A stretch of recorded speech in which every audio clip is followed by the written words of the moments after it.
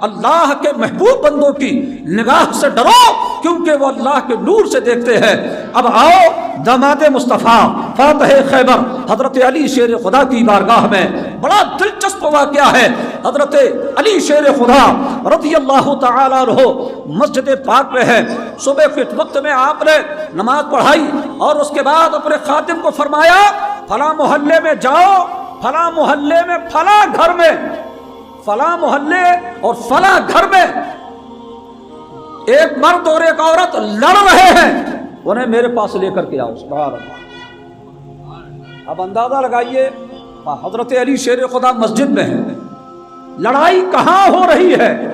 ظاہر سی بات ہے گھر کے اندر لڑائی ہو رہی ہے۔ حضرت علی کہتے فلاں محلے میں فلاں گھر میں دو لڑ رہے ہیں، ان دونوں مرد عورت کو میرے پاس لے کر کے آؤ۔ خادم پہنچا اور ان دونوں کو لے کر کے حضرت علی شیر خدا رضی اللہ تعالیٰ عنہ کی بارگاہ میں حاضر ہوا۔ حضرت علی شیر خدا ارشاد فرماتے ہیں یہ بتاؤ تم دونوں کیوں لڑ رہے تھے؟ ساری رات تم نے لڑائی کی یا نہیں؟ انہوں نے عرض کیا ہاں حضور، جیسے ہی ہم رات میں پہنچے اور ہم دونوں کی رات بھر لڑائی ہوتی رہی۔ اس کی وجہ یہ ہے کہ میرا کل اس سے نکاح ہوا ہے، میرا اس سے کل نکاح ہوا ہے۔ شب زفاف جب میں اس کے قریب پہنچا تو اس کی شکل سے مجھے عجیب سی نفرت ہونے لگی، عورت بھی یہی بول رہی ہے، مجھے اس کی شکل سے عجیب نفرت ہونے لگی، اور رات بھر ہم دونوں ایک دوسرے سے چڑ کے مارے لڑتے رہے، حالانکہ ہم دونوں کا نکاح ہوا ہے۔ اللہ اکبر۔ اب کیا ہوا؟ اب حضرت علی شیر خدا مجمع سے فرماتے ہیں اب آپ لوگ اپنے اپنے گھر پہ جائیے۔ سب لوگ چلے گئے، تنہائی میں اکیلے میں حضرت علی شیر خدا رضی اللہ تعالیٰ عنہ اس عورت سے پوچھتے ہیں ابھی تجھے پتا چل جائے گا کہ یہ کون ہے۔ حضرت علی نے فرمایا تھا تو اس کو پہچانتی ہے؟ اس نے کہا نہیں، کل ہی سے پہچانتی ہوں کیونکہ کل میرا اس سے نکاح ہوا تھا۔ حضرت علی فرماتے ہیں تو عنقریب اس کو پہچان جائے گی، شرط یہ ہے کہ جھوٹ مت بولنا، جو میں پوچھتا ہوں بالکل صحیح صحیح بتانا۔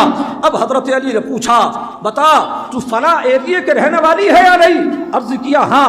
تیرے باپ کا نام ہے یہ ہے یا نہیں؟ اللہ اکبر سبحان اللہ۔ تیری ماں کا نام یہ ہے، تو جوانی میں بہت خوبصورت تھی، چچا کے لڑکے سے تیرا عشق ہوا، تم دونوں نے ناجائز اور حرام کام کیا، تیرے پیٹ میں اس کا حمل ٹھہر گیا، اور پھر تیری ماں نے بے عزتی سے بچنے کے لیے اس حمل کو چھپایا، اور یہاں تک جب حمل کا دن پورا ہو گیا تو نے ایک لڑکا جنا۔ ماں نے بدنامی سے بچنے کے لیے اس لڑکے کو لے جا کر ایک دیوار کے کنارے پھینک دیا، اور جب تم واپس آنے لگے وہ عورت محو حیرت ہو کر حضرت علی کی باتوں کو سن رہی ہے، اور آپ نے شاید فرمایا جب تم لڑکے کو پھینک کر واپس آنے لگے تو کتا آ گیا اور تیرے لڑکے کو کھانا چاہا، تو تیری ماں نے کتے کو بھگانے کے لیے ایک پتھر مارا جو کتے کو تو نہ لگا البتہ اس لڑکے کو لگ گیا۔ تیری ماں نے دوپٹے سے اس لڑکے کا سر باندھ دیا اور تم لوگ اس کو چھوڑ کر وہیں اپنے گھر واپس آ گئے۔